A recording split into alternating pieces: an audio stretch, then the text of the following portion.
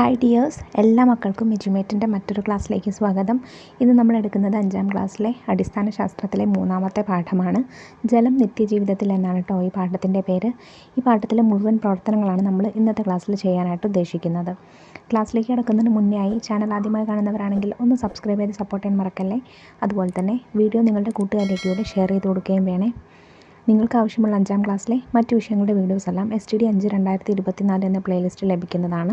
അടിസ്ഥാന ശാസ്ത്രത്തിൻ്റെ വീഡിയോസ് എല്ലാം STD 5 ബേസിക് സയൻസ് എന്നുള്ള പ്ലേലിസ്റ്റ് എടുത്ത് നോക്കിയാൽ നിങ്ങൾക്ക് ലഭിക്കുന്നതാണ്. അപ്പോൾ ശരി, നമുക്ക് നേരെ ക്ലാസ്സിലേക്ക് കിടക്കാം. ഒരു പെൺകുട്ടി പുഴയോട് പറയുന്നത് നോക്കിക്കേ, ഇത്ര വേഗത്തിൽ നീ എങ്ങോട്ടാണ് പോകുന്നത്? അപ്പോൾ പുഴ പറയുകയാണ്, ഞാൻ ഒഴുകിയെത്തിയില്ലെങ്കിൽ ആളുകൾ വെള്ളം കിട്ടാതെ കഷ്ടപ്പെടും. എന്തായിരിക്കും പുഴ ഇങ്ങനെ പറയാൻ കാരണം ഒരുപാട് ആളുകൾ പുഴവെള്ളത്തെ ആശ്രയിച്ച് കഴിയുന്നവരുണ്ട്. പുഴവെള്ളം നാം എന്തിനെല്ലാം ഉപയോഗിക്കുന്നുണ്ട്? കുളിക്കാൻ, വസ്ത്രങ്ങൾ അലക്കാൻ, വാഹനങ്ങൾ കഴുകാൻ, കാലികളെ കഴുകാൻ, ഫാക്ടറി ആവശ്യത്തിന്, കൃഷി ആവശ്യത്തിന്. കുടിക്കാനും മറ്റ് വീട്ടു ആവശ്യങ്ങൾക്കും പുഴവെള്ളം നേരിട്ട് ഉപയോഗിക്കാമോ? ഇല്ല, അങ്ങനെ ഉപയോഗിക്കാൻ പാടില്ല. പുഴവെള്ളം ശുദ്ധീകരിച്ച ശേഷം മാത്രം ഉപയോഗിക്കുക. ചുവടെ നൽകിയിരിക്കുന്ന ചിത്രീകരണം വിശകലനം ചെയ്യൂ. പുഴവെള്ളം ശുദ്ധീകരിക്കുന്ന രീതിയാണ് വിശകലനം തന്നിട്ടുള്ളത് നമുക്ക് കേട്ടോ. നോക്കിക്കേ, ആദ്യം പുഴവെള്ളം നമ്മൾ പുഴയിൽ നിന്ന് വെള്ളം ശേഖരിക്കുന്നു. അതിൽ നിന്ന് വലിയ മാലിന്യങ്ങൾ അരിച്ചു മാറ്റുന്നു. പിന്നെയോ മാലിന്യങ്ങൾ ഒരു ട്രേയിൽ അടിയാൻ അനുവദിക്കുന്നു. പിന്നെ പല തട്ടുള്ള അരിപ്പകൾ കൊണ്ട് അവിടെ നിന്ന് മാലിന്യം അരിച്ചു മാറ്റുന്നു. എന്നിട്ട് രോഗാണുക്കളെ നശിപ്പിക്കുന്ന ഒരു മെഷീനിലേക്ക് കൊണ്ടുവന്നിട്ട് അവിടെ നിന്നും രോഗാണുക്കളെ നശിപ്പിക്കുന്നു. പിന്നെ അതിൽ നിന്ന് നമ്മൾ നേരിട്ട് ശുദ്ധജലം എന്ത് ചെയ്യുന്നു? വലിയൊരു ടാങ്കിലേക്ക് സംഭരിക്കുന്നു. ആ ടാങ്കിൽ നിന്നും വീടുകളിലേക്ക് എത്തിക്കുന്നു. പുഴയിലെ വെള്ളം ശുദ്ധീകരിച്ചാണ് വീടുകളിലേക്ക് എത്തിക്കുന്നത്. നിങ്ങളുടെ വീട്ടിലും വെള്ളം എത്തുന്നത് ഇങ്ങനെയാണോ? നിങ്ങളുടെ വീട്ടിൽ വെള്ളം കിട്ടുന്ന മറ്റേതെല്ലാം സ്രോതസ്സുകളുണ്ടെന്ന് എഴുതൂ. കിണർ, കുളം, തടാകം, അരുവി തുടങ്ങിയ ഒട്ടേറെ സ്രോതസ്സുകളുണ്ട് അല്ലേ? ഒരു ദിവസം നിങ്ങൾക്ക് ഏകദേശം എത്ര വെള്ളം വേണ്ടിവരും? ഏകദേശം ഒരു 100 ലിറ്റർ വെള്ളമൊക്കെ വേണ്ടിവരും ഇല്ലേ? വിവിധ ആവശ്യങ്ങൾക്കായി ഒരാൾ ഉപയോഗിച്ച വെള്ളത്തിൻ്റെ ഏകദേശ അളവ് പട്ടികപ്പെടുത്തിയിരിക്കുന്നത് നോക്കൂ. കുടിക്കാൻ 2.5 മുതൽ 3.5 ലിറ്റർ വരെ, ഭക്ഷണം പാകം ചെയ്യാൻ 3 മുതൽ 4 ലിറ്റർ വരെ, പാത്രങ്ങൾ കഴുകാൻ 6 മുതൽ 8 ലിറ്റർ വരെ, കുളിക്കാനും വസ്ത്രങ്ങൾ കഴുകാനും 30 ലിറ്റർ, ശുചീകരണത്തിന് 50 ലിറ്റർ, മറ്റാവശ്യങ്ങൾക്ക് 30 ലിറ്റർ. അങ്ങനെ ആകെ 121.5 ലിറ്റർ മുതൽ 125.5 ലിറ്റർ വരെ വെള്ളം ഒരാൾക്ക് പ്രതിദിനം വേണം, ഒരു ദിവസം വേണം. നൽകിയ പട്ടികയിലെ ഉപയോഗവുമായി നിങ്ങളുടെ ഒരു ദിവസത്തെ ഉപയോഗം താരതമ്യം ചെയ്തു നോക്കൂ. ഓരോ ദിവസവും എത്രമാത്രം വെള്ളം ആവശ്യമുണ്ടെന്ന് കണ്ടല്ലോ. ചില ഉപയോഗങ്ങൾ നമുക്ക് നിയന്ത്രിക്കാനാവും, എന്നാൽ വെള്ളം കുടിക്കാതെ നമുക്ക് ജീവിക്കാനാവില്ല. നമുക്ക് കുളിക്കാനും വസ്ത്രങ്ങൾ കഴുകാനും അതുപോലെ പാത്രങ്ങൾ കഴുകാനും ഒക്കെയുള്ള വെള്ളം എന്ത് ചെയ്യാം? അതിൻ്റെ ഉപയോഗം നിയന്ത്രിച്ചു കൊണ്ടുവരാൻ പറ്റും അല്ലേ?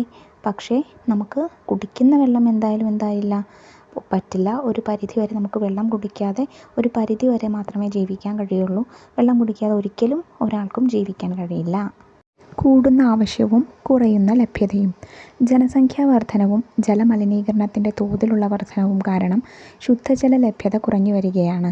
ലോകത്തെ 200 കോടിയോളം മനുഷ്യർക്ക് ആവശ്യത്തിന് ശുദ്ധജലം ലഭിക്കുന്നില്ല എന്നാണ് കണക്കുകൾ സൂചിപ്പിക്കുന്നത്. ഈ സ്ഥിതി തുടർന്നാൽ വരും വർഷങ്ങളിൽ ജലക്ഷാമം കൂടുതൽ രൂക്ഷമാകുമെന്ന് കരുതപ്പെടുന്നു. ജലമലിനീകരണം മൂലമുള്ള രോഗങ്ങൾ കൊണ്ട് ലോകത്ത് പ്രതിവർഷം ദശലക്ഷക്കണക്കിന് ആളുകൾ മരിക്കുന്നുണ്ട്. നിങ്ങൾ ഏറ്റവും കൂടുതൽ വെള്ളം ഉപയോഗിക്കുന്നത് എന്താവശ്യത്തിനാണ്? കുളിക്കാൻ, അതുപോലെ തന്നെ വസ്ത്രങ്ങൾ കഴുകാൻ, ചെടികൾ നനയ്ക്കാൻ, ഇതിനൊക്കെ ആയിരിക്കും അല്ലേ? നിങ്ങളുടെ വീട്ടിൽ ഒരു ദിവസം ഏകദേശം എത്ര ലിറ്റർ വെള്ളം ഉപയോഗിക്കുന്നുണ്ട്? ഏകദേശം ഈ കണക്ക് നോക്കുകയാണെങ്കിൽ നമ്മൾ 1000 ലിറ്ററിൻ്റെ അടുത്ത് വെള്ളം ഉപയോഗിക്കുന്നുണ്ട്. നമ്മുടെ ശരീരത്തിൽ ജലത്തിൻ്റെ പ്രാധാന്യം എന്താണ്? ശരീരത്തിലെ പല അവയവങ്ങൾക്കും ജലം ആവശ്യമുണ്ട്. ശരീര താപനില നിലനിർത്താൻ ജലം ആവശ്യമാണ്. ശരീരത്തിലെ കോശങ്ങൾക്ക് ജലം ആവശ്യമാണ്.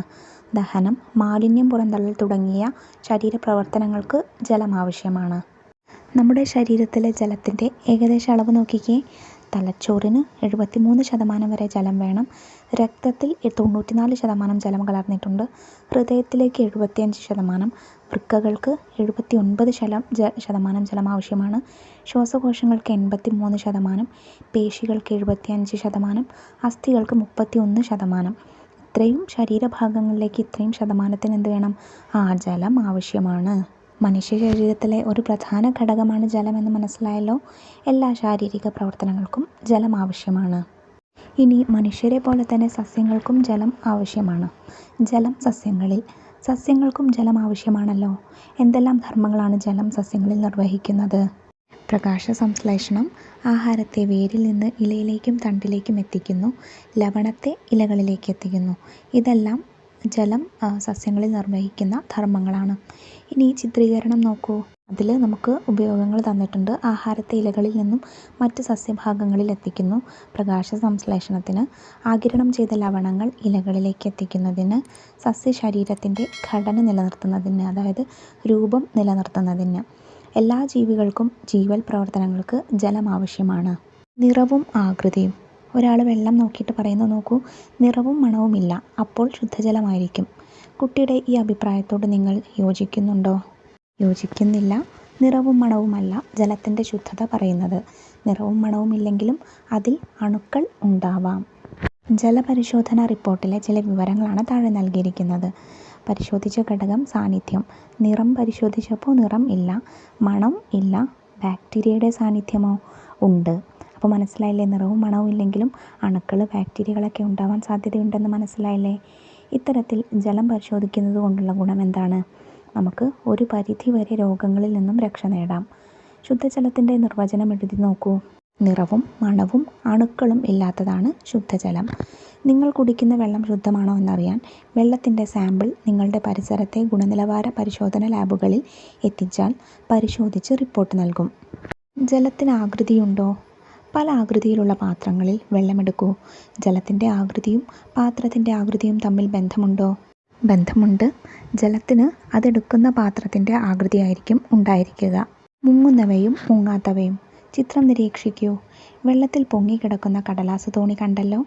താഴെ നൽകിയ വസ്തുക്കളിൽ ഏതെല്ലാമാണ് വെള്ളത്തിൽ പൊങ്ങിക്കിടക്കുക? നിങ്ങളുടെ ഊഹമെഴുതൂ. കല്ല് പൊങ്ങിക്കിടക്കില്ല. ബലൂൺ പൊങ്ങിക്കിടക്കും. നാണയം പൊങ്ങിക്കിടക്കില്ല. തടിക്കഷ്ണം പൊങ്ങിക്കിടക്കും. കർപ്പൂരം പൊങ്ങിക്കിടക്കും. പ്ലാസ്റ്റിക് പൊങ്ങിക്കിടക്കും. ഇരുമ്പാണി പൊങ്ങിക്കിടക്കില്ല. ഇല പൊങ്ങിക്കിടക്കും. മെഴുക് പൊങ്ങിക്കിടക്കും. ഐസ് പൊങ്ങിക്കിടക്കും. വെള്ളത്തിൽ പൊങ്ങിക്കിടക്കാനുള്ള വസ്തുക്കളുടെ കഴിവ് നമ്മുടെ വിവിധ ആവശ്യങ്ങൾക്കായി പ്രയോജനപ്പെടുത്താറുണ്ടല്ലോ. അത്തരം ചില സന്ദർഭങ്ങൾക്ക് ഉദാഹരണം എഴുതൂ. ചങ്ങാടത്തിലെ യാത്ര, തോണി, ബോട്ട് എന്നിവയിലെ യാത്ര നീന്താൻ സഹായിക്കുന്നു. ലയിക്കുന്നവയും ലയിക്കാത്തവയും. ലയിക്കുക എന്ന് പറഞ്ഞാൽ അലിയുക എന്നാണ് കേട്ടോ അർത്ഥം. ഇവിടെ ഒരു കുട്ടി പറയുന്നത് നോക്കൂ, ചേട്ടാ എനിക്ക് നാരങ്ങ വെള്ളം ഉണ്ടാക്കി തരുമോ? അപ്പോൾ ചേട്ടൻ പറയുന്നു, വെള്ളത്തിലേക്ക് നാരങ്ങ പിഴിഞ്ഞ് പഞ്ചസാര ഇട്ട് ഇളക്കുക, നാരങ്ങ വെള്ളം റെഡി. അപ്പോൾ മോൾക്ക് സംശയം എന്താ, പഞ്ചസാര എവിടെ പോയി? പഞ്ചസാര വെള്ളത്തിൽ ലയിച്ച് ചേർന്നത് കൊണ്ടാണ് കാണാൻ കഴിയാത്തതെന്ന് ചേട്ടൻ പറഞ്ഞു കൊടുക്കുന്നു. എല്ലാ വസ്തുക്കളും വെള്ളത്തിൽ ലയിക്കുമോ? ഇല്ല. വെള്ളത്തിൽ ലയിക്കാത്ത വസ്തുക്കളെ എങ്ങനെ കണ്ടെത്താം? വസ്തുക്കൾ വെള്ളത്തിലിട്ട് ഇളക്കി നോക്കിയാൽ നമുക്ക് മനസ്സിലാവും അല്ലേ, വെള്ളത്തിൽ ലയിക്കുന്നതാണോ ലയിക്കാത്തതാണോ എന്ന്. താഴെ പറയുന്ന വസ്തുക്കൾ ഉപയോഗിച്ച് ഒരു പരീക്ഷണം ചെയ്ത് നോക്കിയാലോ. പഞ്ചസാര, ഉപ്പ്, വിനാഗിരി, അപ്പക്കാരം, സോപ്പ് പൊടി, മണ്ണെണ്ണ, വെളിച്ചെണ്ണ, മെഴുക്, കർപ്പൂരം, തുരിശ്, പൊട്ടാസ്യം പെർമാംഗനേറ്റ്. മുകളിൽ കൊടുത്ത വസ്തുക്കളിൽ വെള്ളത്തിൽ ലയിക്കുന്നവ ഏതൊക്കെയാണ്? വെള്ളത്തിൽ ലയിക്കാത്ത വസ്തുക്കൾ ഏതെങ്കിലും ഉണ്ടോ എന്ന് നിങ്ങളുടെ ഊഹം എഴുതി കൊടുക്കൂ. വെള്ളത്തിൽ ലയിക്കുന്ന വസ്തുക്കൾ ഏതൊക്കെയാണ് മക്കളെ? പഞ്ചസാര വെള്ളത്തിൽ ലയിക്കും, ഉപ്പ് വെള്ളത്തിൽ ലയിക്കും, അപ്പക്കാരം വെള്ളത്തിൽ ലയിക്കും, അതുപോലെ തന്നെ സോപ്പ് പൊടി ചിലത് വെള്ളത്തിൽ ലയിക്കും, പിന്നെ തുരിശ് വെള്ളത്തിൽ ലയിക്കും, അതുപോലെ പൊട്ടാസ്യം പെർമാംഗനേറ്റും വെള്ളത്തിൽ ലയിക്കുന്നതാണ്. ഇനി വെള്ളത്തിൽ ലയിക്കാത്തതാണ് എന്തൊക്കെ? വിനാഗിരി, സോപ്പ് പൊടി, മണ്ണെണ്ണ, വെളിച്ചെണ്ണ, മെഴുക്, കർപ്പൂരം. ഇതൊന്നും വെള്ളത്തിൽ ലയിക്കില്ല. പരീക്ഷണം ചെയ്തു നോക്കി നിങ്ങളുടെ കണ്ടെത്തലുകൾ പട്ടികപ്പെടുത്തൂ. ഇപ്പോൾ നമ്മൾ നമ്മുടെ ഊഹമാണ് എഴുതിയിട്ടുള്ളത്. ഇനി നിങ്ങൾ എന്ത് ചെയ്യണം? വീട്ടിൽ നിന്ന് ഈ ഓരോ വസ്തുക്കൾ എടുത്തിട്ട് വെള്ളത്തിൽ ലയിപ്പിച്ച് നോക്കണം. എന്നിട്ട് നിങ്ങളുടെ കണ്ടെത്തലുകൾ ഈ പട്ടികയിൽ എഴുതി കൊടുക്കണം. ചില ഖരവസ്തുക്കളും ദ്രാവകങ്ങളും വെള്ളത്തിൽ ലയിക്കുന്നു എന്ന് കണ്ടല്ലോ. വാതകങ്ങൾ ജലത്തിൽ ലയിക്കുമോ? നിങ്ങളുടെ ഊഹം എഴുതൂ. ജലത്തിൽ ലയിക്കും. കാരണം എന്താണ്? ജലജീവികൾക്ക് ഓക്സിജൻ, അവ ജീവിക്കണമെങ്കിൽ ഓക്സിജൻ വേണം. ഈ ഓക്സിജൻ ലഭിക്കുന്നത് വെള്ളത്തിൽ നിന്ന് തന്നെയല്ലേ. അപ്പോൾ ഓക്സിജൻ വെള്ളത്തിൽ ലയിക്കുന്നത് കൊണ്ടാണ് അവയ്ക്ക് വെള്ളത്തിൽ ജീവിക്കാനായിട്ട് സാധിക്കുന്നത്. ചിത്രം നോക്കൂ. അക്വേറിയത്തിലെ മത്സ്യങ്ങൾക്ക് ശ്വസിക്കാൻ ഓക്സിജൻ എവിടെ നിന്നാണ് ലഭിക്കുന്നത്? നമ്മൾ പറഞ്ഞു ഓക്സിജൻ വെള്ളത്തിൽ അലിഞ്ഞു ചേർന്നിട്ടുണ്ട്. അപ്പോൾ വെള്ളത്തിൽ നിന്ന് തന്നെയാണ് ജീവികൾക്ക് ഓക്സിജൻ ലഭിക്കുന്നത്. സോഡക്കുപ്പി തുറക്കുമ്പോൾ കുമിളകൾ പുറത്തു വരുന്നത് നിങ്ങൾ കണ്ടിട്ടുണ്ടല്ലോ. എങ്ങനെയാണ് സോഡ ഉണ്ടാക്കുന്നത്? ജലത്തിൽ കാർബൺ ഡയോക്സൈഡ് വാതകം ലയിപ്പിച്ചാണ് സോഡ ഉണ്ടാക്കുന്നത്. സോഡക്കുപ്പി തുറക്കുമ്പോൾ കാർബൺ ഡയോക്സൈഡ് വാതകം സ്വതന്ത്രമാകുന്നത് കൊണ്ടാണ് കുമിളകൾ ഉണ്ടാകുന്നത്. നാരങ്ങ വെള്ളം തയ്യാറാക്കിയപ്പോൾ എന്തെല്ലാമാണ് ലയിച്ചു ചേർന്നത്? പഞ്ചസാര ലയിച്ചു ചേർന്നു ഇല്ലേ? ഇവ എന്തിലാണ് ലയിച്ചത്? ജലത്തിലാണ് ലയിച്ചത്.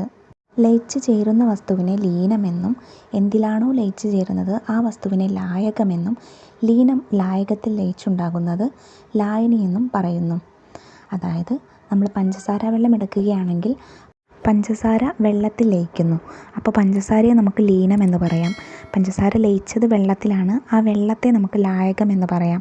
പഞ്ചസാരയും വെള്ളവും ചേർന്നുണ്ടാവുന്ന ആ പഞ്ചസാര വെള്ളത്തെ നമുക്ക് എന്ത് പറയാം? ലായനി എന്ന് പറയാം. മുൻപ് ചെയ്ത പ്രവർത്തനങ്ങളിൽ ഓരോ നിലയും ലായനി, ലീനം, ലായകം എന്നിവ പട്ടികപ്പെടുത്തി നോക്കൂ. നമുക്ക് ആദ്യത്തേത് അവിടെ തന്നിട്ടുണ്ട്, പഞ്ചസാര ലായനി. അതിൽ ലീനം നമ്മൾ പറഞ്ഞു പഞ്ചസാരയാണ് ലയിക്കുന്നത്. ഇനി പഞ്ചസാര ലയിക്കുന്നത് വെള്ളത്തിലാണ്, അതുകൊണ്ട് ലായകം വെള്ളമാണ്. സോഡയിലെ ലീനം കാർബൺ ഡയോക്സൈഡാണ്, ലായകം വെള്ളമാണ്. ഇനി ഉപ്പുവെള്ളത്തിലെ ലീനം ഉപ്പാണ്, ലായകം എന്താണ്? വെള്ളമാണ്. തുരിശിലായനിയിലെ തുരിശാണ് ലീനം, ലായകം വെള്ളമാണ്. പട്ടികയിൽ നൽകിയിരിക്കുന്ന ലീനങ്ങൾ വിവിധ ലായകങ്ങളിൽ ലയിപ്പിച്ചു നോക്കൂ. ആദ്യം ജലത്തെ നമുക്ക് പഞ്ചസാരയെ ജലത്തിലും മണ്ണെണ്ണയിലും വെളിച്ചെണ്ണയിലും ലയിപ്പിച്ച് നോക്കണം. ഉപ്പിനെ ജലത്തിലും മണ്ണെണ്ണയിലും വെളിച്ചെണ്ണയിലും ലയിപ്പിക്കണം. അപ്പക്കാരത്തെയും തുരിശിനെയും കർപ്പൂരത്തെയും ഒക്കെ അതുപോലെ ലയിപ്പിക്കണം. ആദ്യം പഞ്ചസാര നോക്കാം. പഞ്ചസാര ജലത്തിൽ ലയിക്കും, മണ്ണെണ്ണയിൽ ലയിക്കില്ല, വെളിച്ചെണ്ണയിലും ലയിക്കില്ല. ഇനി ഉപ്പ് ജലത്തിൽ ലയിക്കും, മണ്ണെണ്ണയിൽ ലയിക്കില്ല, വെളിച്ചെണ്ണയിലും ലയിക്കില്ല. അപ്പക്കാരം ഇതുപോലെ തന്നെ ജലത്തിൽ ലയിക്കും, മണ്ണെണ്ണയിലും വെളിച്ചെണ്ണയിലും ലയിക്കില്ല. തുരിശ് വെള്ളത്തിൽ ലയിക്കും, മണ്ണെണ്ണയിലും വെളിച്ചെണ്ണയിലും ലയിക്കില്ല. അവസാനമായിട്ട് കർപ്പൂരം ജലത്തിൽ കുറച്ച് ലയിക്കും, മണ്ണെണ്ണയിലും വെളിച്ചെണ്ണയിലും പൂർണ്ണമായിട്ടും ലയിക്കും. പൂർത്തിയാക്കിയ പട്ടിക വിശകലനം ചെയ്ത് കണ്ടെത്തലുകൾ എഴുതൂ. എന്തെല്ലാം കണ്ടെത്താൻ സാധിച്ചു മക്കളെ? പല വസ്തുക്കളും പല ലീനങ്ങളും ജലത്തിൽ ലയിക്കുന്നവയാണ്, പലത് മണ്ണെണ്ണയിൽ ലയിക്കുന്നവയാണ്, പലതും വെളിച്ചെണ്ണയിൽ ലയിക്കുന്നവയാണ്. ചില വസ്തുക്കളൊക്കെ ജലത്തിൽ ലയിക്കുന്നില്ല, ചിലത് മണ്ണെണ്ണയിലും വെളിച്ചെണ്ണയിലും ലയിക്കുന്നുണ്ട്. ജലത്തിന് നിരവധി വസ്തുക്കളെ ലയിപ്പിക്കാൻ കഴിവുണ്ട്. അതിനാൽ ജലത്തെ സാർവിക ലായകം എന്ന് പറയുന്നു. നമ്മളിപ്പോൾ ഈ പട്ടിക എടുത്തപ്പോൾ നമുക്കറിയാം ഒരുപാട് വസ്തുക്കളെ ജലം ലയിപ്പിച്ചിട്ടുണ്ട് അല്ലേ? മണ്ണെണ്ണയും വെളിച്ചെണ്ണയും ആകെ കർപ്പൂരത്തെ മാത്രമേ ലയിപ്പിക്കുന്നുള്ളൂ. ജലം പക്ഷേ ഒരുപാട് വസ്തുക്കളെ ലയിപ്പിക്കുന്നുണ്ട്. അതുകൊണ്ട് തന്നെ ജലത്തെ നമ്മൾ സാർവിക ലായകം എന്ന് വിളിക്കുന്നു. ജലത്തിൻ്റെ ലായകശേഷി പ്രയോജനപ്പെടുത്തുന്ന കൂടുതൽ ഉദാഹരണങ്ങൾ കണ്ടെത്തൂ. വസ്ത്രങ്ങൾ അലക്കാൻ, പിന്നെയോ നമുക്ക് സോപ്പൊക്കെ തേച്ച് കുളിക്കാൻ പറ്റുന്നുണ്ട് അല്ലേ? സോപ്പ് അലിയുന്നത് കൊണ്ടല്ലേ നമുക്കങ്ങനെ കുളിക്കാൻ പറ്റുന്നത്. പിന്നെ അതുപോലെ ഭക്ഷണം പാകം ചെയ്യാവുന്നതിന് സഹായിക്കുന്നുണ്ട്. നമ്മളുടെ നാരങ്ങ വെള്ളം ഉണ്ടാക്കി കുടിക്കാനും അതുപോലെ കഞ്ഞിവെള്ളം, ഉപ്പുവെള്ളമൊക്കെ ഉണ്ടാക്കി കുടിക്കാനും എല്ലാത്തിനും അത് സഹായിക്കുന്നുണ്ട്. വെള്ളത്തിൻ്റെ ലായകശേഷി സഹായിക്കുന്നുണ്ട്. വാഹനങ്ങൾ കഴുകാൻ സഹായിക്കുന്നുണ്ട്, കാലികളെ കഴുകാൻ സഹായിക്കുന്നുണ്ട്. ഇതിലെല്ലാം വെള്ളത്തിൻ്റെ ലായകശേഷി നമ്മെ സഹായിക്കുന്നുണ്ട്. വെള്ളം, പഞ്ചസാര, മഷി എന്നിവ ഉപയോഗിച്ച് താഴെ പറയുന്ന രീതിയിൽ പരീക്ഷണം ചെയ്തു നോക്കൂ. ആദ്യത്തെ സന്ദർഭം, 2 ഗ്ലാസുകളിൽ വെള്ളമെടുത്ത് ഒന്നിൽ പഞ്ചസാര തരികളും മറ്റൊന്നിൽ പൊടിച്ച പഞ്ചസാരയും ലയിപ്പിക്കുക. രണ്ടാമത്തേത്, 2 ഗ്ലാസുകളിൽ വെള്ളമെടുത്ത് ഒന്നിൽ പഞ്ചസാര ഇളക്കാതെയും രണ്ടാമത്തിൽ പഞ്ചസാര ഇളക്കിയും ലയിപ്പിക്കുക. മൂന്നാമത്തേത്, 1 ഗ്ലാസ്സിൽ ചൂടുവെള്ളവും മറ്റൊരു ഗ്ലാസ്സിൽ തണുത്ത വെള്ളവും എടുത്ത് ഒരു തുള്ളി മഷി ലയിപ്പിച്ച് നോക്കൂ. പഞ്ചസാരയും മഷിയും ലയിക്കുന്നതിൻ്റെ വേഗതയിൽ എന്തെങ്കിലും വ്യത്യാസമുണ്ടോ? ആദ്യത്തെ സന്ദർഭത്തിൽ പൊടിച്ച പഞ്ചസാര പെട്ടെന്ന് ലയിക്കുന്നതായിട്ട് നമുക്ക് കാണാൻ പറ്റും അല്ലേ? അതുപോലെ രണ്ടാമത്തേത് പഞ്ചസാര ഇളക്കി കൊടുക്കുമ്പോൾ പെട്ടെന്ന് ലയിക്കുന്നതായിട്ട് കാണാൻ പറ്റും. ഇനി മൂന്നാമത്തേത്, ചൂടുവെള്ളത്തിലും തണുത്ത വെള്ളത്തിലും പഞ്ചസാര ലയിപ്പിക്കുമ്പോൾ ചൂടുള്ള വെള്ളത്തിൽ പഞ്ചസാര പെട്ടെന്ന് ലയിക്കുന്നതായിട്ട് നമുക്ക് കാണാം, തണുത്ത വെള്ളത്തിൽ പതുക്കെ ലയിക്കുന്നുള്ളൂ. അപ്പോൾ വസ്തുക്കളുടെ ലയനവേഗത്തെ സ്വാധീനിക്കുന്ന ഘടകങ്ങൾ ഏതൊക്കെയാണ്? ആദ്യത്തെ സന്ദർഭത്തിൽ നമുക്ക് മനസ്സിലായത് ഘടകത്തിൻ്റെ വലുപ്പം അല്ലേ? രണ്ടാമത്തെ സന്ദർഭത്തിൽ നിന്ന് ഇളക്കി കൊടുക്കുമ്പോൾ പെട്ടെന്ന് ലയിക്കുമെന്ന് മനസ്സിലായി. മൂന്നാമത്തേതിൽ നിന്നോ ചൂടുള്ള വെള്ളത്തിൽ പെട്ടെന്ന് ലയിക്കുമെന്നും മനസ്സിലായി. ജലം പല രൂപത്തിൽ. ചിത്രം നോക്കൂ. ഐസ് ഉണ്ടാകുന്നത് എങ്ങനെയാണ്? വെള്ളം 0 ഡിഗ്രിയിലേക്ക് തണുക്കുമ്പോഴാണല്ലേ വെള്ളം ഐസാകുന്നത്. വെള്ളത്തിൻ്റെ ഖരാവസ്ഥയാണ് ഐസ്. എന്തെല്ലാം ആവശ്യങ്ങൾക്കാണ് ഐസ് ഉപയോഗിക്കാറുള്ളത്? ഭക്ഷ്യവസ്തുക്കൾ കേടുകൂടാതെ സൂക്ഷിക്കാൻ, ഭക്ഷ്യവസ്തുക്കളുടെ രുചിക്ക്, അതായത് നമ്മൾ ജ്യൂസൊക്കെ തണുപ്പിന് വേണ്ടിയിട്ട് ഉപയോഗിക്കില്ലേ, പിന്നെ മീനുകൾ കേടുവരാതിരിക്കാൻ, ചെടികളിലെ പുഴുക്കളെ നശിപ്പിക്കാൻ, മുഖത്തിൻ്റെ വൃത്തിക്ക്, ഇതിനെല്ലാം നമ്മൾ എന്ത് ചെയ്യുന്നുണ്ട്? ഐസ് ഉപയോഗിക്കുന്നുണ്ട്. ഐസ് അല്പസമയം പുറത്ത് വച്ചിരുന്നാൽ എന്താണ് സംഭവിക്കുക?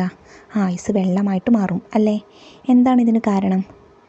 താപനില കൂടുന്നത് കൊണ്ടാണ് എന്താവുന്നത്? വെള്ളമായി മാറുന്നത്. വിവിധ സന്ദർഭങ്ങളിൽ ഐസിന് വരുന്ന മാറ്റങ്ങൾ പരീക്ഷിച്ച് കുറിപ്പ് തയ്യാറാക്കൂ. പരീക്ഷണ കുറിപ്പിൽ എന്തെല്ലാം വേണം? ലക്ഷ്യം, അതിനുപയോഗിക്കുന്ന സാമഗ്രികൾ, പരീക്ഷണക്രമം, നിരീക്ഷണം, നിഗമനം ഇതെല്ലാം വേണം. ആദ്യത്തെ സന്ദർഭം എന്താണ്? ഒരു പാത്രത്തിൽ വച്ചിരിക്കുന്ന ഐസ്. നിരീക്ഷിച്ച കാര്യങ്ങൾ എന്തെല്ലാമാണ്? കാര്യമായ മാറ്റമൊന്നുമില്ല, ചെറുതായി ഐസിൽ നിന്ന് വെള്ളം ഇങ്ങനെ വരുന്നതായിട്ട് കാണാം. ഇനി ഐസ് ചൂടാക്കുമ്പോൾ ഐസ് പെട്ടെന്ന് വെള്ളമാവുന്നു. പാത്രത്തിലെ വെള്ളം തിളയ്ക്കുമ്പോഴോ കുമിളകൾ വരുന്നതായിട്ടും നീരാവി വരുന്നതായിട്ടും കാണാം. വെള്ളം തിളപ്പിച്ച ശേഷം പാത്രത്തിൻ്റെ അടപ്പിൻ്റെ അടിഭാഗം നോക്കിയപ്പോൾ അടിഭാഗത്ത് വെള്ളത്തുള്ളികൾ നിൽക്കുന്നതായിട്ട് നമുക്ക് കാണാനായിട്ട് സാധിക്കും. പട്ടിക വിശകലനം ചെയ്ത് നിങ്ങളുടെ കണ്ടെത്തലുകൾ എഴുതൂ. വെള്ളത്തിന് ഐസാവാനും നീരാവിയാവാനുമുള്ള കഴിവുണ്ട്. വെള്ളം തണുപ്പിക്കുമ്പോൾ അത് ഐസാവുന്നു. ഐസ് ചൂടാക്കുമ്പോൾ നീരാവിയാകുന്നു. നീരാവി തണുക്കുമ്പോൾ വീണ്ടും അത് വെള്ളമായി മാറുന്നു. ഇത്രയും കാര്യങ്ങൾ നമുക്കിതിൽ നിന്ന് കണ്ടെത്താനായിട്ട് സാധിക്കും. ചൂട് വഹിക്കാൻ വെള്ളത്തിനുള്ള കഴിവ് പല സന്ദർഭങ്ങളിലും നാം പ്രയോജനപ്പെടുത്തുന്നുണ്ടല്ലോ. ഏതെല്ലാമാണ് അത്തരം സന്ദർഭങ്ങൾ? അരി വേവിക്കുന്നതിന്, ഭക്ഷണങ്ങൾ പാകം ചെയ്യുന്നതിന്, ചൂടുവെള്ളം ഉണ്ടാക്കുന്നതിന്, വസ്ത്രങ്ങൾ ഉണങ്ങുന്നതിന്, രോഗസമയത്ത് ആവി പിടിക്കുന്നതിന്. ചൂടാക്കുമ്പോൾ ജലം ബാഷ്പമായി ഉയരുന്നത് കണ്ടിട്ടില്ലേ? നനഞ്ഞ തുണി ഉണങ്ങുമ്പോൾ തുണിയിലെ ജലാംശത്തിന് എന്ത് സംഭവിക്കുന്നു? ജലം ഈർപ്പമായിട്ട് പോകുന്നു. അതുകൊണ്ടാണ് തുണി പെട്ടെന്ന് നമുക്ക് എന്ത് കിട്ടുന്നത്? ഉണങ്ങിയിട്ട് കിട്ടുന്നത്. ഒരു ദ്രാവകത്തിൻ്റെ ഉപരിതലത്തിൽ നിന്ന് ചെറുകണികകൾ ചുറ്റുപാടിലേക്ക് വ്യാപിക്കുന്നതിനെ ബാഷ്പീകരണം എന്ന് പറയുന്നു. ചൂടാകുമ്പോൾ ബാഷ്പീകരണത്തിൻ്റെ തോത് വർദ്ധിക്കുന്നു. ബാഷ്പീകരണം എല്ലാ താപനിലയിലും സംഭവിക്കുന്നുണ്ട്. ഖരം, ദ്രാവകം, വാതകം എന്നീ 3 അവസ്ഥകളിലും പ്രകൃതിദത്തമായി കാണപ്പെടുന്ന ഏക പദാർത്ഥമാണ് ജലം. അപ്പോൾ മക്കൾ എന്താ പറഞ്ഞത്? ജലം ചൂടായിട്ട് ഇതുപോലെ ആവിയായിട്ട് പുറത്തേക്ക് പോകുന്ന പ്രക്രിയയെ നമ്മൾ വിളിക്കുന്ന പേരാണെന്ത്? ബാഷ്പീകരണം. ജലനിരപ്പ്. കെട്ടിട നിർമ്മാണത്തിനായി ലെവൽ ട്യൂബിൽ ജലം നിറച്ച് അളവെടുക്കുന്നത് നോക്കൂ. ഒരു ലെവൽ ട്യൂബിൽ ജലം നിറച്ച് നിങ്ങളുടെ ക്ലാസ് മുറിയിലെ വിവിധ സ്ഥലങ്ങളുടെ നിരപ്പ് പരിശോധിച്ച് നോക്കൂ. ചിത്രീകരണത്തിലേതുപോലെ ഒരു ഉപകരണം ഉണ്ടാക്കി ഏതെങ്കിലും ഒരു കുപ്പിയിൽ വെള്ളം ഒഴിച്ചു നോക്കൂ. എന്താണ് സംഭവിക്കുന്നത്? വെള്ളം മറ്റ് 2 കുപ്പികളിലേക്കും വ്യാപിക്കുന്നതായിട്ട് നമുക്ക് കാണാം. നിങ്ങളുടെ കണ്ടെത്തൽ ശാസ്ത്രപുസ്തകത്തിൽ എഴുതൂ. ജലാശയങ്ങൾ വറ്റുമ്പോൾ സമീപത്തെ വീടുകളിലെ കിണറുകളിൽ ജലനിരപ്പിന് എന്ത് സംഭവിക്കും? ജലനിരപ്പ് താഴും. വ്യവസായശാലകൾ നിയന്ത്രണമില്ലാതെ ജലമെടുക്കുന്നത് ആ പ്രദേശത്തെ ജലലഭ്യതയെ ബാധിക്കുമോ? തീർച്ചയായിട്ടും ബാധിക്കും. ആ പ്രദേശത്തുള്ള വീടുകളിലേക്ക് ജലം കിട്ടുന്നത് കുറയും. അപ്പോൾ ജലത്തിൻ്റെ ഈ കഴിവിനെ നമ്മൾ വിതാനം എന്നാണ് പറയുക. ജലവിതാനം എന്നാണ് പറയുക. അതായത് ജലം ഒരു ഭാഗത്ത് എത്രയാണോ അതുപോലെ തന്നെ തൊട്ടപ്പുറത്തെ ഭാഗത്തേക്കും അതേ അളവിൽ തന്നെ വ്യാപിച്ചിരിക്കും. ഇതിനെ വിതാനം പാലിക്കുക എന്നാണ് പറയുക. വിതാനം പാലിക്കുന്നു എന്നത് ജലത്തിൻ്റെ ഒരു സവിശേഷതയാണ്. ജലസ്രോതസ്സുകൾ. ജലസമൃദ്ധമായ ഒരു ഗ്രഹമാണ് ഭൂമി. ചിത്രങ്ങൾ നിരീക്ഷിക്കൂ. ഭൂമിയിലെ പ്രധാന ജലശേഖരം ഏതാണ്? പ്രധാന ജലശേഖരം കടലാണ്. വലിയ അളവിൽ ലവണങ്ങൾ ലയിച്ചു ചേർന്നിട്ടുള്ളത് കൊണ്ട് കടൽ വെള്ളം ദൈനംദിന ആവശ്യങ്ങൾക്ക് നമുക്ക് ഉപയോഗിക്കാനായിട്ട് സാധിക്കില്ല. നിങ്ങളുടെ ചുറ്റുപാടിലെ ശുദ്ധജല സ്രോതസ്സുകൾ ഏതെല്ലാമെന്ന് എഴുതൂ. ഈ ജലസ്രോതസ്സുകളിൽ വെള്ളം എത്തുന്നത് മഴയിലൂടെയാണല്ലോ. ഏതെല്ലാമാണ് ശുദ്ധജല സ്രോതസ്സുകൾ? കുളമുണ്ട്, കിണറുണ്ട്, കുഴൽക്കിണറുണ്ട്, പിന്നെ അരുവിയുണ്ട്. ഇങ്ങനെ ഒരുപാട് ജലസ്രോതസ്സുകളുണ്ട് അല്ലേ? ജലത്തുള്ളിക്ക് പറയാനുള്ളത്: ജീവജാലങ്ങൾക്ക് ഞങ്ങളില്ലാതെ ജീവിക്കാനാവില്ല. ജലാശയങ്ങൾ ചൂടുപിടിക്കുമ്പോൾ ഞങ്ങൾ അന്തരീക്ഷത്തിലേക്ക് ഉയരുന്നു. പിന്നീട് തണുത്ത് മഴമേഘങ്ങളായി മാറുന്നു. അവിടെ വെച്ച് ചെറുകണികകളായി ഞങ്ങൾ ഒന്നിച്ചു ചേർന്ന് മഴത്തുള്ളികളായി ഭൂമിയിലേക്ക് പതിക്കുന്നു. അങ്ങനെ ജലസ്രോതസ്സുകളുടെ ഭാഗമായി മാറുന്നു. ഭൂമിയിൽ ലഭ്യമായിട്ടുള്ള ശുദ്ധജലം ജീവജാലങ്ങൾക്ക് ആവശ്യമാണ്. എന്നാൽ മനുഷ്യൻ്റെ ചില ഇടപെടലുകൾ ജലമലിനീകരണത്തിന് കാരണമാകുന്നു. ചുവടെ തന്നിട്ടുള്ള ചിത്രങ്ങൾ നോക്കിക്കേ. ഇവിടെ നമുക്ക് ജലമലിനീകരണത്തിൻ്റെ ചിത്രങ്ങളാണല്ലേ കാണാൻ കഴിയുന്നത്. പുഴകളിൽ കാലികളെ കുളിപ്പിക്കുന്നു, അതുപോലെ തന്നെ വൃത്തിഹീനമായിട്ടുള്ള സാഹചര്യങ്ങൾ, പിന്നെ ഫാക്ടറികളിലെ മാലിന്യങ്ങൾ, ഫാക്ടറികളിൽ നിന്നുള്ള വേസ്റ്റുകളൊക്കെ പുഴയിലേക്ക് തള്ളുന്നു. പിന്നെ വേസ്റ്റുകൾ, പ്ലാസ്റ്റിക് മാലിന്യങ്ങളും മറ്റും പുഴയിൽ വന്നിട്ട് അടിഞ്ഞുകൂടുന്നു അല്ലേ. ഇതെല്ലാം പുഴയെ വൃത്തികേടാക്കുന്ന സാഹചര്യങ്ങളാണ്. കരുതി വയ്ക്കാം നാളേക്ക്. മഴ ധാരാളം ലഭിക്കുന്ന നാടാണ് നമ്മുടേത്. എന്നാൽ വേനൽക്കാലത്ത് പല പ്രദേശങ്ങളിലും വരൾച്ച ഉണ്ടാകുന്നുണ്ട്. മഴവെള്ളം സംഭരിച്ചു വെച്ചാൽ വേനൽക്കാലത്തും ജലലഭ്യത നമുക്ക് ഉറപ്പാക്കാം. മഴവെള്ളം സംഭരിക്കുന്നതിനുള്ള ചില മാർഗ്ഗങ്ങൾ നോക്കിക്കേ. 1 മഴവെള്ള സംഭരണി, 2 തടയണ, 3 കയ്യാല, 4 കിണർ റീചാർജിങ്. ഇതെല്ലാം മഴവെള്ളം സംഭരിക്കാനുള്ള ഏതാനും മാർഗ്ഗങ്ങളാണ്.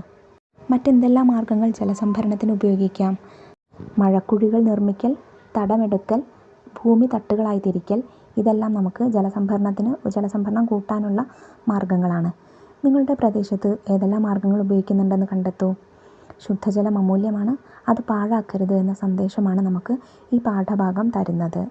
ഇനി നമുക്ക് വിലയിരുത്താൻ പ്രവർത്തനങ്ങൾ ചെയ്തു നോക്കാം. ചോദ്യം 1. ജലത്തിൻ്റെ അവസ്ഥാമാറ്റമാണ് ചുവടെ ചിത്രീകരിച്ചിരിക്കുന്നത്. യോജിച്ച പദങ്ങൾ ചേർത്ത് ഫ്ലോ ചാർട്ട് പൂർത്തിയാക്കൂ. ആദ്യം ജലം ഒരു ദ്രാവകമാണ്, ദ്രാവകാവസ്ഥയാണ്. അതിനെ തണുപ്പിക്കുമ്പോൾ എന്താവുന്നു? ഐസാവുന്നു. അപ്പോൾ ഐസ് എന്തവസ്ഥയാണ്? ഖരാവസ്ഥയാണ്, ഖരമാണ്. പിന്നെ ഈ ജലത്തെ ചൂടാക്കുമ്പോൾ അത് നീരാവിയാവുന്നു. നീരാവി എന്തവസ്ഥയാണ്?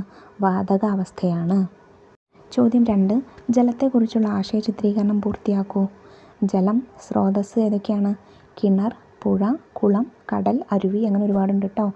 ഉപയോഗം കുടിക്കാൻ, കുളിക്കാൻ, കൃഷി ആവശ്യത്തിന്, ഫാക്ടറികളിലെ ആവശ്യത്തിന്, ചെടി നനയ്ക്കാൻ, അങ്ങനെ ഒരുപാട് എഴുതാം. ഇനി സവിശേഷത, ജലത്തിൻ്റെ സവിശേഷതകൾ എന്തൊക്കെയാണ്? ജലത്തിന് ഖരം, ദ്രാവകം, വാതകം എന്നീ 3 അവസ്ഥകളിൽ നിൽക്കാൻ സാധിക്കുന്നു. ജലം അത് ഏത് പാത്രം എടുക്കുന്നോ ആ പാത്രത്തിൻ്റെ ആകൃതി സ്വീകരിക്കുന്നു. ജലം വിതാനം പാലിക്കുന്നു. ഇനി അവസ്ഥകൾ ഏതൊക്കെയാണ്? ഖരം, ദ്രാവകം, വാതകം. മലിനീകരണം എങ്ങനെയൊക്കെയാണ്?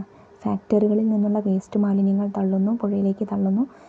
പ്ലാസ്റ്റിക്കുകളും മറ്റു മാലിന്യങ്ങളും പുഴയിലേക്ക് നീക്കം ചെയ്യുന്നു. പുഴകളിലും മറ്റ് ജലസ്രോതസ്സുകളിലും വെച്ച് കന്നുകാലികളെല്ലാം കുളിപ്പിക്കുന്നു. ഇതെല്ലാം ഈ ജലം മലിനമാകുന്നതിനുള്ള കാരണങ്ങളാണ്.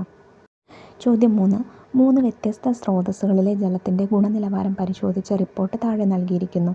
പട്ടിക വിശകലനം ചെയ്ത് നിങ്ങളുടെ കണ്ടെത്തലുകൾ എഴുതൂ. ആദ്യത്തേത് പുഴ. പുഴയിലെ ജലത്തിൻ്റെ നിറം കലങ്ങിയതാണ്. ഗന്ധം ദുർഗന്ധമാണ്. ജൈവമാലിന്യവും രാസമാലിന്യവും ഉണ്ട്. കുളത്തിലേത് കലങ്ങിയ വെള്ളമാണ്, ദുർഗന്ധമാണ്. ജൈവമാലിന്യവും രാസമാലിന്യവും ഉണ്ട്. കിണറിലേത് തെളിഞ്ഞ വെള്ളമാണ്, ഗന്ധമില്ല. ജൈവമാലിന്യമോ രാസമാലിന്യമോ ഇല്ല. ചോദ്യം എ. കുടിക്കാൻ ഏറ്റവും സുരക്ഷിതമായ വെള്ളം ഏത് സ്രോതസ്സിലേതാണ്? കിണറിലേതാണ്. പുഴ, കുളം എന്നിവയിലെ ജലം കുടിവെള്ളമാക്കി മാറ്റാൻ കഴിയുമോ? എങ്ങനെ മാറ്റാൻ കഴിയും? ആ മാറ്റാൻ കഴിയുന്ന രീതി എങ്ങനെയാണ്? നോക്കിക്കേ, ഇത്രയും ഘട്ടങ്ങളിലൂടെ നമുക്ക് മാറ്റാനായിട്ട് സാധിക്കുന്നതാണ്. ചോദ്യം സി. ജലസ്രോതസ്സുകളിലെ മലിനീകരണം തടയാൻ എന്തെല്ലാം ചെയ്യണം? ജലത്തിൻ്റെ പ്രാധാന്യത്തെക്കുറിച്ച് ആളുകളെ ബോധവൽക്കരിക്കുക. പ്ലാസ്റ്റിക്കുകളും മറ്റു വേസ്റ്റുകളും കൃത്യമായി സംസ്കരിക്കുക. ഫാക്ടറികളിലെ വേസ്റ്റുകൾ പുഴയിലേക്ക് തള്ളാതിരിക്കുക. ചോദ്യം 4. ജലത്തിൻ്റെ സവിശേഷതകൾക്ക് യോജിച്ച ഉദാഹരണങ്ങൾ നിത്യജീവിത സന്ദർഭങ്ങളിൽ നിന്ന് കണ്ടെത്തി പട്ടിക പൂർത്തിയാക്കൂ. താപം വഹിക്കുന്നു, അരി വേവിക്കുന്നതിന്, വിതാനം പാലിക്കുന്നു, പുഴയിലെ വെള്ളം പോലെ തന്നെ കിണറിലും വെള്ളം നിലനിൽക്കുന്നു, സാർവിക ലായകമാണ്, പഞ്ചസാര വെള്ളം, നാരങ്ങ വെള്ളം, ജ്യൂസ് തുടങ്ങി ഒട്ടനവധി ലായനി പദാർത്ഥങ്ങൾ നമുക്ക് കഴിക്കാൻ സാധിക്കുന്നു, ബാഷ്പീകരിക്കാനുള്ള കഴിവ്, വസ്ത്രങ്ങൾ പെട്ടെന്ന് ഉണങ്ങുന്നു. അപ്പോൾ ഇത്രയും കാര്യങ്ങളാണ് നിങ്ങൾക്ക് 3ാമത്തെ യൂണിറ്റിൽ പഠിക്കാനായിട്ടുള്ളത് കേട്ടോ. ക്ലാസ് എല്ലാ മക്കൾക്കും ഉപകാരപ്രദമായോ? മനസ്സിലായിട്ടുണ്ടെങ്കിൽ നിങ്ങളുടെ കൂട്ടുകാരിലേക്ക് കൂടെ വീഡിയോ ഷെയർ ചെയ്ത് കൊടുക്കാൻ മറക്കരുതേ. 5ാം ക്ലാസ്സിലെ മറ്റു വിഷയങ്ങളുടെ വീഡിയോകൾ നമ്മൾ വൈകാതെ അപ്ലോഡ് ചെയ്യുന്നതാണ്. ആ വീഡിയോ കിട്ടുന്നതിന് വേണ്ടി ചാനൽ ഒന്ന് സബ്സ്ക്രൈബ് ചെയ്ത് തൊട്ടടുത്ത് കാണുന്ന ബെല്ലൈക്കണിൽ ഓൾ ബട്ടൺ പ്രസ് ചെയ്ത് വെക്കാനും മറക്കരുത്. നിങ്ങളുടെ അഭിപ്രായങ്ങളും നിർദ്ദേശങ്ങളൊക്കെ നിങ്ങൾക്ക് കമൻറ്റ് ബോക്സിലൂടെ അറിയിക്കാവുന്നതാണ് കേട്ടോ. അപ്പോൾ ശരി, അടുത്ത ക്ലാസ്സുമായി നമുക്ക് വീണ്ടും കാണാം. താങ്ക്